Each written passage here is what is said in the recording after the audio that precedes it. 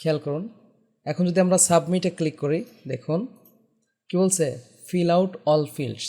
তো এখানে আমি যে কোনো একটা কিছু লিখলাম, দেখুন আবার সাবমিট দিচ্ছি, এটা কিন্তু দেখাচ্ছে। তো এখন যদি আমরা আরেকটাই দিই, এই যে দেখুন, thanks for filling out all fields.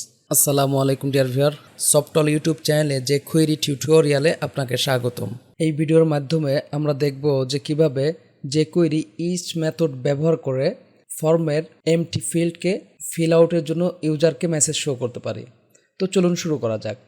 শুরুতেই আমি jQuery টিউটোরিয়াল ফোল্ডারে কাস্টম জেএস এবং practice.html নামক ফাইল তৈরি করে রেখেছি। সেই সাথে jQuery library.js-এ আমি jQuery লাইব্রেরিটি ডাউনলোড করে সেভ করে রেখেছি।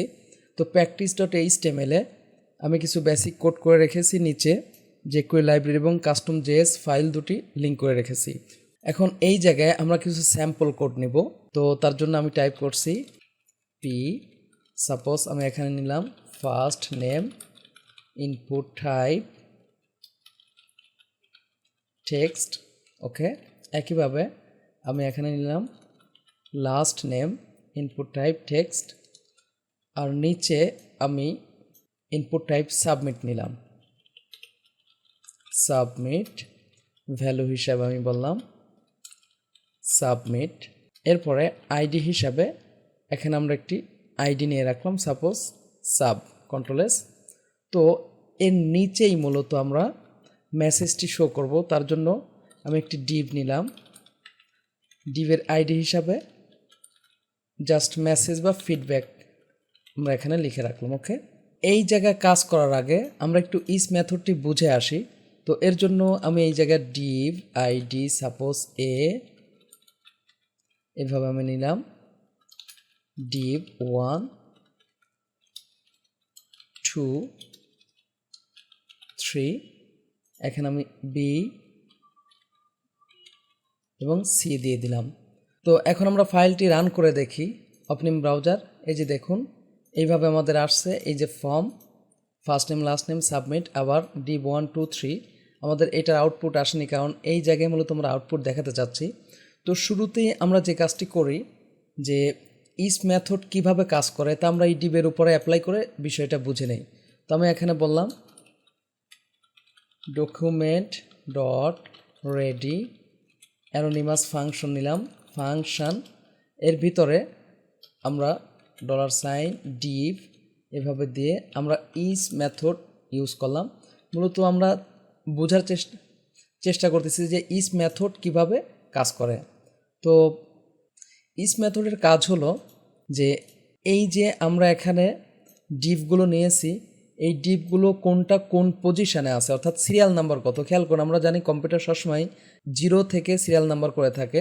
তো এক্ষেত্রে এটা হবে 0, এটা হবে 1, এটা হবে 2, এটা হবে 3, ওকে। তো এই বিষয়গুলো কিভাবে ইস মেথডের মাধ্যমে কালেক্ট করতে হয় সেটা আমরা একটু দেখি। তো এখানে অ্যানোনিমাস ফাংশন নিয়ে নিলাম, নিয়ে জাস্ট xy নামক দুটি প্যারামিটার আমরা নিলাম। এর ভিতরেই মূলত আমরা এই যে এক্সের ভিতরে আমার মানগুলো আসবে। তো এর জন্য আমরা ডকুমেন্ট ডট রাইট করে একটু দেখতে পারি, রাইট। এখানে এসে আমরা এই যে ব্যাক কোটেশন নিব, তারপরে $সাইন নিয়ে আমরা এভাবে কার্লি ব্র্যাকেট নেব। তো এখানে যদি আমরা এক্স দেই, খেয়াল করুন, আমি যদি এখন রিলোড দেই, এই যে দেখুন 0 1 2 3 আসছে, ওকে। আমি এখানে প্লাস দিয়ে বিআর দিই, এই যে দেখুন 0 1 2 3 আসছে। এখানে যদি আমরা $সাইন দিয়ে কার্লি ব্র্যাকেটের মধ্যে দিস ডট আইডি দিই, তাহলে কোনটার কি আইডি আছে সেটাও আমরা দেখতে পাবো। এই যে দেখুন 0 1 2 3 আসছে, 0-র পাশে আমরা দেখতে পাবো ফিডব্যাক 1A 1 2B 3C, কারণ আমরা দেখতে পাচ্ছি যে আইডি প্রথমটা আছে ফিডব্যাক, তারপর এটা ABC, এভাবে ভ্যালুগুলো দেওয়া আছে। আর এটার পজিশন 0 1 2 3, এটাও আমরা বের করতে পারছি। তো ইস মেথডের মাধ্যমে আমরা মূলত এখানে যেই বিষয়টা দেখার ছিল যে কিভাবে আমরা এই যে ইন্ডেক্সটা কালেক্ট করতে পারি। এই যে দেখুন 0 1 2 3 আমরা পেয়েছি, সেই সাথে আমরা কিভাবে আইডি কি ভ্যালু আছে সেই বিষয়টা আমরা কালেক্ট করতে পারছি। এখন অর্থাৎ আমি যদি এটা উঠিয়ে দিই, তাহলে আমরা শুধু আইডিগুলো দেখতে পাবো, যে ফিডব্যাক ABC এগুলো আসছে, যে দেখুন। তাহলে ইস মেথডের মাধ্যমে এই কাজগুলো আমরা করতে পারতেছি। এখন আমরা যেই কাজটি দেখব, যে এই যে আমাদের ফর্মটা ছিল, আমি এটাকে উঠিয়ে দিচ্ছি কন্ট্রোল সি। এই যে ফর্ম ছিল, এখানে আমরা কিভাবে এমটি থাকলে সাবমিটে ক্লিক করলে আমার ইউজারকে মেসেজ শো করে। তো বেটার হয় এটা আমি উঠিয়ে দিচ্ছি, জাস্ট মেসেজটা শো করার জন্য ফিডব্যাক আমরা রাখবো কন্ট্রোল এস। যেহেতু এই যে সাবে ক্লিক করলে, সাবমিটে ক্লিক করলে আমার মেসেজটা শো করবে, তাহলে আমরা যে এই আইডিটা নিয়ে কাজ করব। তো এখানে এসে আমরা বলি $sub ডট ক্লিক ফাংশন। এরপরে আমরা এই মুহূর্তে আমরা এই যে ইনপুট টাইপ টেক্সট আমরা দুইটাই নিয়েছি, তো এর উপরে কাজ করব, এই সিলেক্টর নিয়ে কাজ করব। তো তার জন্য আমি লিখব $input, ওকে, টাইপ আমরা এখানে বলবো টেক্সট। এখন আমরা বলবো ইচ, ওকে, আগের মতোই, অর্থাৎ আগে আমরা ডিভ নিয়েছিলাম, এখন নিলাম ইনপুট টাইপ টেক্সট পর্যন্ত। এখন ইচের ভিতরে অ্যানোনিমাস ফাংশন নিয়ে এই জায়গায় আমরা দুইটা প্যারামিটার নিব, যেমন এক্স ওয়াই আমি এখানে নিয়ে নিলাম আগের মতোই। এরপরে আমরা চেক করি if $this dot val equal blanks, অর্থাৎ ভ্যালু ইকুয়াল যদি ব্ল্যাঙ্কস হয় তাহলে আমরা এখানে একটা ভেরিয়েবল নিয়ে রাখি, যেমন আমি বললাম এফ অ্যাসাইন ট্রু, ওকে। এখানে আমরা ভার্বটা বলেই দেই, ভার্ব এফ অ্যাসাইন ট্রু। মূলত এই এফটাকে নিয়েই আমরা এই যে এর ভিতরে কাজ করব, ঠিক আছে। তো এখানে এসে আমরা বলি ইফ এফ ইকুয়াল ট্রু, অর্থাৎ আমাদের এই যে দিস ডট ভ্যাল এই বলার অর্থ হচ্ছে যে এখানে আমাদের এভাবে দিলেই হবে, যেইটাতে আমরা ক্লিক করছি সেইটাই মূলত টার্গেট হবে, ওকে। তো আমরা এখানে বলি হ্যাশ ফিডব্যাক, ফিডব্যাক আমরা একটি মেসেজ শো করি, টেক্সট আমরা এখানে বললাম ফিল আউট অল ফিল্ডস, ওকে। অন্যথায় এলস ইফ আমরা বলি এফ ইকুয়াল ফলস। তো বেটার হয় আমরা এখানে ভার শুধু এফ রাখি, আর এই যে এই জায়গায় এফটার মান আমরা ডিফল্ট ফলস হিসাবে এখানে দিয়ে রাখতে পারি, ওকে।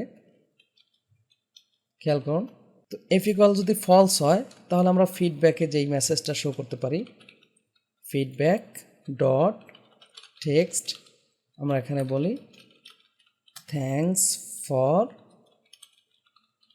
Feeling out all fields, okay. এখন আমরা এখানে রিলোড দিয়ে খেয়াল করুন, জাস্ট আমরা সাবমিটে ক্লিক করি।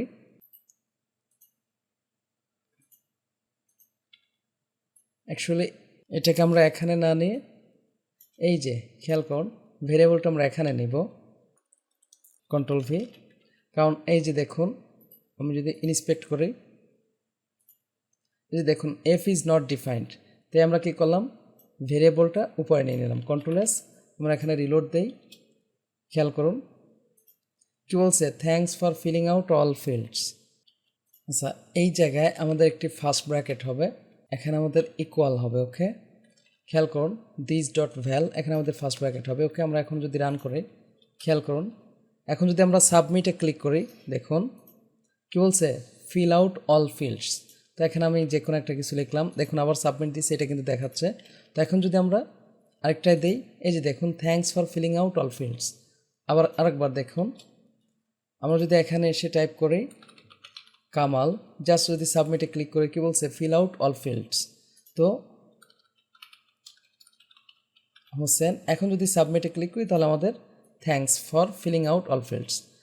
আশা করি বুঝতে পারছেন যে কীভাবে ইস মেথড কাজ করে থাকে।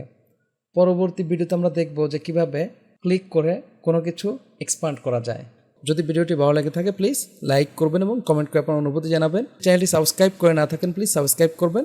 পরবর্তী ভিডিওতে দেখা হচ্ছে। আল্লাহ হাফেজ।